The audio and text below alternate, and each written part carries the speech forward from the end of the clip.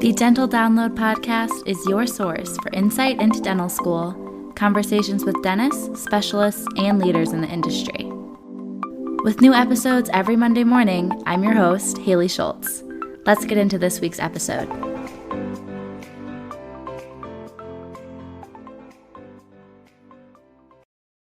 Want to make a podcast? Spotify's got a platform that lets you make one super easily and then distribute it everywhere and even earn money, all in one place for free.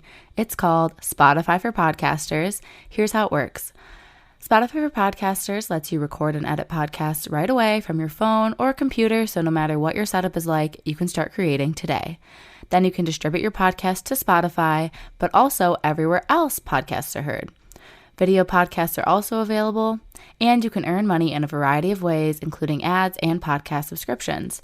Did I mention it is totally free, no catch? I've been using Spotify for Podcasters since the very beginning of my show, and now we're nearing our 200th episode, so I can definitely say it's an easy platform, and I've really loved using it. So be sure to download the Spotify for Podcasters app or go to www.spotify.com/podcasters to get started. Okay, hi everyone. I'm back with another guest here today, and I'm going to let Dr. Jill Wade just introduce herself a little bit. Hey guys, it's Dr. Jill Wade. I actually practice dentistry in Frisco, Texas, and I have been practicing for over 25 years. Yes, this is truly a career that you guys are, creating. It's not just a job.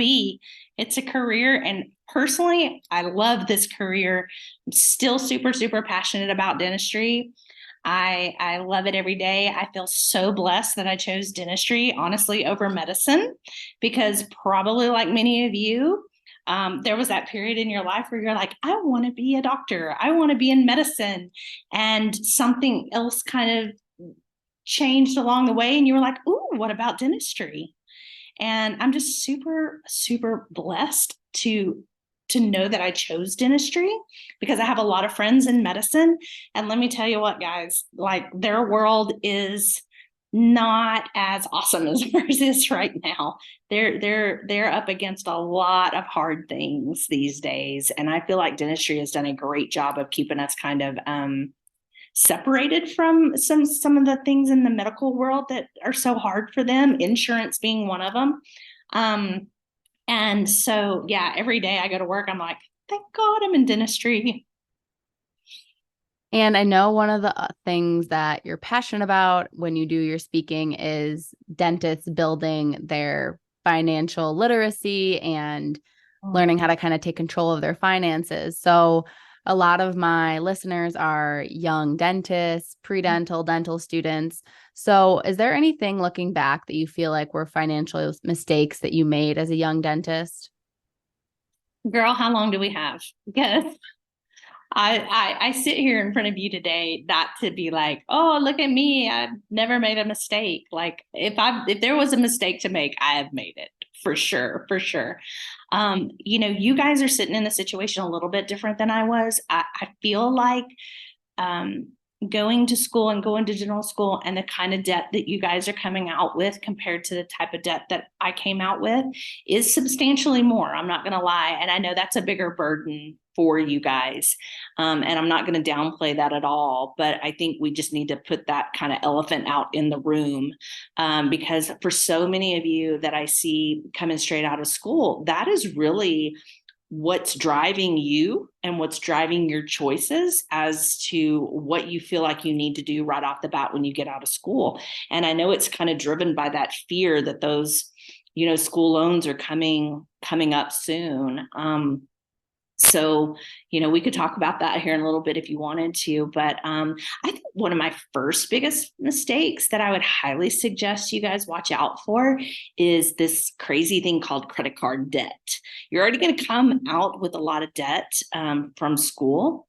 And remember, school debt is seen as good debt. Many financing banks and things like that consider school loans good debt. There's good debt and there's bad debt. Well, let me assure you, they think credit card debt is bad debt.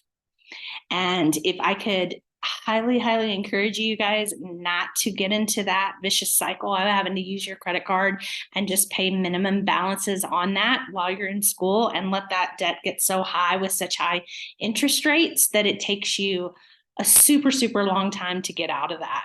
So if that means having a little extra job, a little side hustle, or something where you can use that money towards, whatever it was you were wanting to put on your credit card, I say, please don't do that.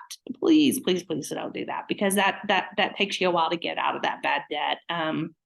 It's probably one of the first things that I remember. Second is, getting out there, and let's talk about job choices of when you first get out to practice.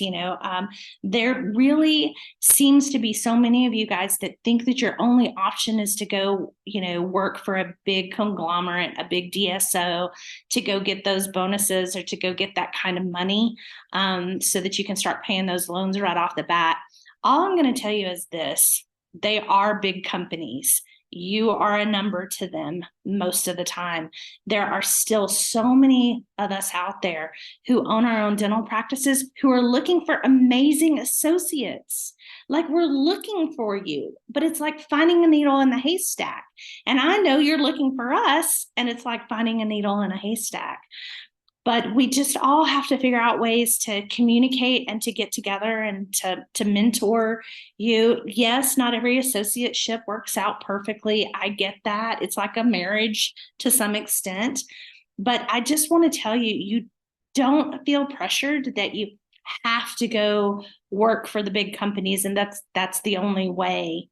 The only way about it. Even if you made a little bit less right off the bat with maybe a private person or a private office, I'm going to tell you, what you will save is the hell of burnout, because they're going to work you till you're burnt out, and you're not really maybe picking up some of the best habits of being an actual dentist as you could as maybe having a great mentor to work with in a private practice. Does that make sense? Yeah, it definitely does. And when you were talking about avoiding the credit card debt, it kind of makes me think to something as a non-financial person that I just recommend to people is trying to lower those costs of living, especially as a student, as much as you can. And it can be really easy when you see, oh, everyone's going on this spring break cruise, even though we're students, and you want to get in and do that too. But that like comparison that you can fall into in dental school, you have to keep in mind if every expense you have is loans, and maybe some of those students have financial support from other sources like a partner or parents, and they're not going to have the same payoff that you would. So you have to really think about like, what is this amount of money going to cost me later? So I definitely encourage people to think about that. And I feel like that same lifestyle inflation like can follow you once you start working as a dentist too, because you see this person's buying this nice car and I'm a dentist, so maybe I should, but they might not have the same savings goals as you, or they might not be saving anything. Yes, yes, and yes. You are smart beyond your years. Let's see. OPO. We call that OPO. And that's other people's opinions. And if you can clear yourself from that as early as possible and not be worried about what other people's opinions are of you, or if you went on that cruise or what you're driving or this or that, or the other, and you just make smart decisions, oh my gosh, like you will get to where you want to go and you'll get to where your goals are so much faster. Because the other way, it just takes you years sometimes to dig out of some of that big debt. And for what? For a cruise one time? Trust me, I could throw some pretty good parties at my apartment or house, with just some cases of beer, and we can still have a lot of fun, right? I'm all about having fun, but I think what I would say is this is what you guys may not be in the habit of yet is math and budgets. And it's not fun and it's not creative, and you're in dental school and that's creative and fun. But let's say just just for a little bit, you just step backwards and think about what money you're just about to spend, and think about it from, just like you said, what if I put that on my credit card? Well, let's add 30% to that. Are you really willing to spend that on what it is that you're just about to purchase or do? Because if you're not, then it's probably best not to do it. And I got in that bad habit of that, just that thought process of having a credit card and putting it on credit and putting on credit. What I learned after all of those mistakes is, really, if I don't have the cash to do something, I really just shouldn't do it. It's that simple. Yeah, I definitely hear what you're saying. And kind of on the topic again of graduating dental school, starting with your first job or two and trying to pay off debt. And a lot of times there's a lot of other life things happening at the same time. So you might have personal life expenses like a wedding or trying to buy a home. How do you recommend people balance all of that? Yeah. Well, I would love to tell you that I did it this way. I did not, but this is my advice. Okay. So when we make decisions like that, like, ooh, I'm out of school, I want a new car. I've had this car, it's run down, it's beat up, ooh, I want to get a bigger apartment. Ooh, I want to move in with my boyfriend and let's get, 3 times as much apartment or whatever. We're making those decisions based on emotions, right? I want it. I deserve it. I worked hard. I should be able to do this, right? I can give you 1,000 different scenarios of what our brain tells us emotionally that we deserve to have the things we do. And we do. Okay, hear me say that. We do deserve that. We've worked hard to get where we are. But if you can step back for just a little bit and do the math, see, math is math. Math isn't influenced by your emotions or the emotions of other people. It's just math, and it's the truth. And so if you can always just step back and put the math to it, let the math guide your decisions for that car or that apartment, and see if even postponing your desire, let's say, for 6 months, what does the math tell you that would do for you? Or 1 year, what does the math tell you? You mean, goodness gracious, you've learned enough discipline already. You're going through dental school. What's another 6 months before you buy that new car? What's another year before you buy that new car? So that it makes sense from a financial standpoint. Get yourself in the right place. Now, here's the crazy thing. If I was really going to be very, very specific with you, I would say keep your living expenses almost exactly like they are right now, until you get 3 to 6 months worth of those expenses per month set aside for you in a savings account that you don't touch. If you would do that first, you would have this little nest egg, not to then go to the cruise with, okay, but to literally put that aside and forget about it. That would be the first step that I would really kind of try to explain to people, is try to keep your living expenses exactly the same. Put your money aside to support you if something catastrophic happened, right? So that you had that there for your emergency pal. Then you can start to think about living. How could I live off of what I'm making now? So let's say you had that emergency fund built up and you don't have any credit card debt. Where would you recommend people are allocating their income towards? That's a great question. That's so personal, because some people kind of get wrapped up into, like you said, the car thing, and other people want to live in a certain place, or kind of what creates that lifestyle. But I would say that if you could allocate, it's going to sound like a lot, I would say at least 20% of what you're making towards savings and investments, and only live off of the rest of that. That is a super healthy place to start. And that's once you got your nest egg. But if you could then, be really, it's super hard to be disciplined at that point, right? But I'm going to tell you this, if you can be disciplined at that phase of your life, then you will stay disciplined really throughout the rest of your life. When you aren't disciplined at that age, and then you kind of get yourself into a hot mess, it is going to take you probably a decade to work yourself out of that and to get yourself into a habit in which you will do it. That's a long time. And I'm sure you guys have heard, but money has this way of either compounding in a good way or a bad way. The best time to do some investing, and we use a lot of what's called whole life insurance policies to help you guys invest and keep some things safe and allow it to grow for you. You're very, very healthy at that age. You're very, very young at that age. So we can get different policies for people that are at a really good price, and you can qualify for them because you're still healthy. You take a decade later, and although a lot of us try to stay healthy, doesn't always mean that you are by then. Different things can crop up, different genetic things can crop up. And before you know it, you can have a situation where we can't get that kind of insurance anymore. And that's one thing I'm thinking about as I'm looking into my post-grad budget. Mm-hmm. When I feel like as dentists, we have so many other expenses that not other people have. Some of them required, like malpractice insurance, and you need some type of disability insurance, really. But also there's your professional memberships and things like that, and your DEA license, all these annual things you have to pay. How much do you think people should be thinking to set aside to pay for those types of things month to month? Wow. That is actually a really great question.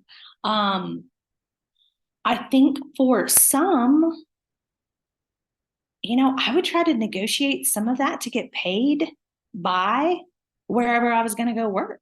Because let's face it, you wouldn't have to be paying. So let's say they agreed to pay for some of that stuff for you, right? So they're able to write that off as an expense, and you're not getting that money to come in as income.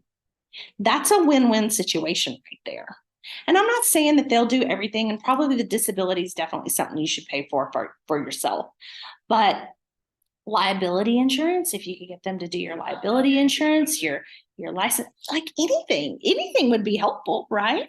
And so I would say try to negotiate as much as possible and show them that it's a win-win situation too, because then that's coming directly out of their cost of paying you a salary, which means they don't have to pay additional business, taxes and things on that as well. So I would try to negotiate some of that. And then honestly, it is what it is. I mean, from when I was, coming out of school, there wasn't as much that we had to pay for. And what we did have to pay for, it certainly wasn't as much as it is now. So percentage wise, I mean, I bet I would set aside 10% just on that. That sounds like a lot, but I think that's a fair number. And then if it doesn't cost you that much, so be it. Then you can put that back into your fund, But if you want to really be proactive about it, I'd probably say 10%, because there's going to be things you don't even expect, things you're not even expecting, right? New loops, or, some kind of new technology or something that you want to subscribe to, or you want to take a course, or this or that or the other that maybe where you're working isn't going to pay for. So this is part of growing and growth into your professional career, right? And so you want to be prepared for it. If not, you never get to go to CE courses. You never get to continue to grow outside of dental school, and you're going to limit yourself, right? And you're going to limit your capacity to work. I think too, this is just a thought that I'm having, so I'm gonna go with it for a second. So follow me.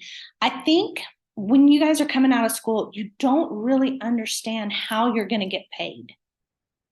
I think you really need to understand how you are going to get paid. Are you going to get paid on production? Are you going to get paid on collection?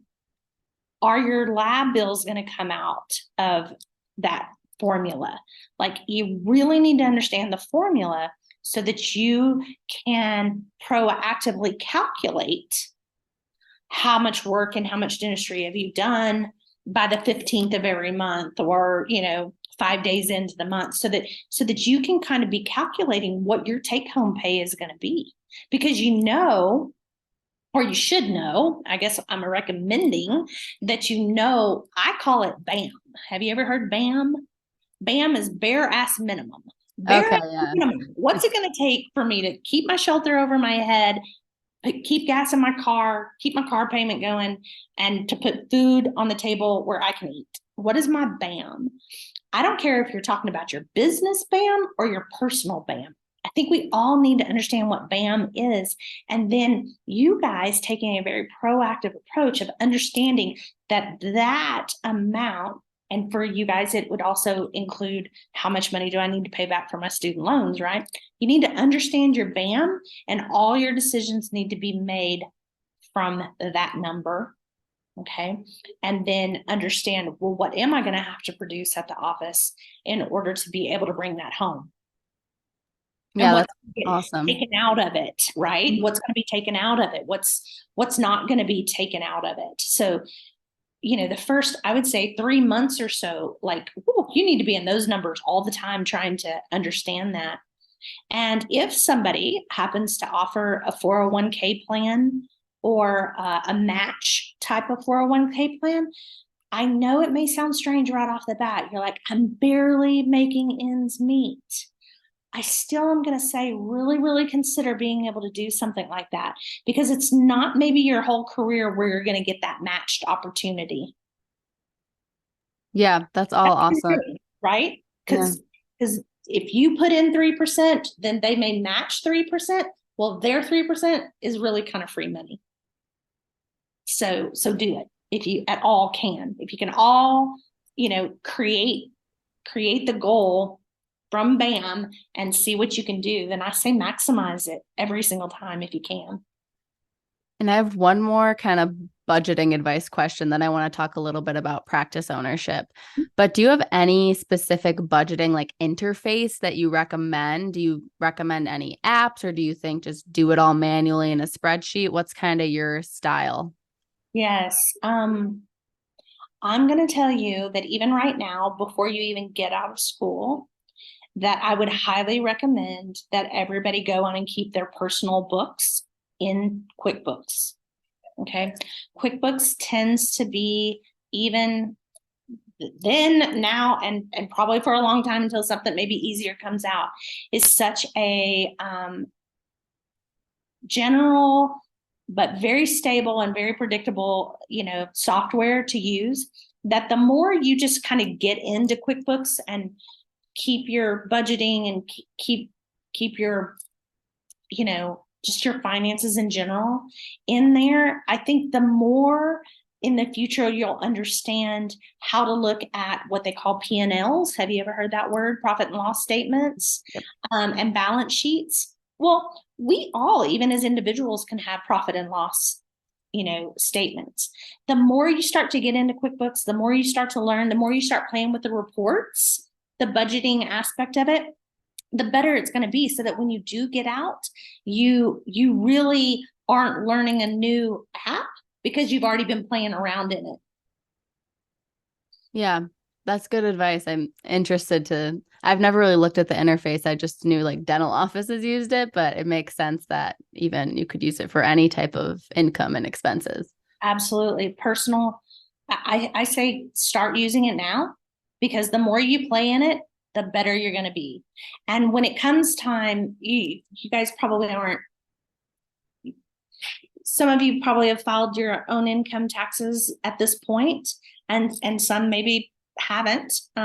But once you kind of get used to that system and categorizing things properly, right? We're not accountants, we're not taught that in school, but we do have to put that kind of accountant CEO hat on at some point, once you're out there practicing.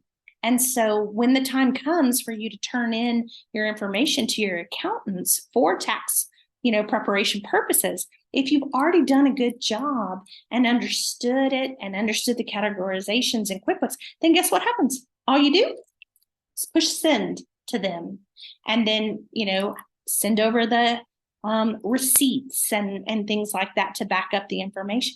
It makes tax preparation, if you want to say, so much better, so much less time consuming, rather than being like, oh, this is the first time I've thought about it. I got this box full of, receipts. I've got to figure out how to categorize this and tell them what I've spent my money on. And this is just taking a really proactive approach about it. And again, I'll emphasize, the sooner you begin to make good habits with that, it will help you through life for years and years to come. Yeah, that's awesome advice. I love that. And definitely something I'm going to take a look into myself too. I was going to say there aren't other things other than QuickBooks, okay? Mm-hmm. Because there are.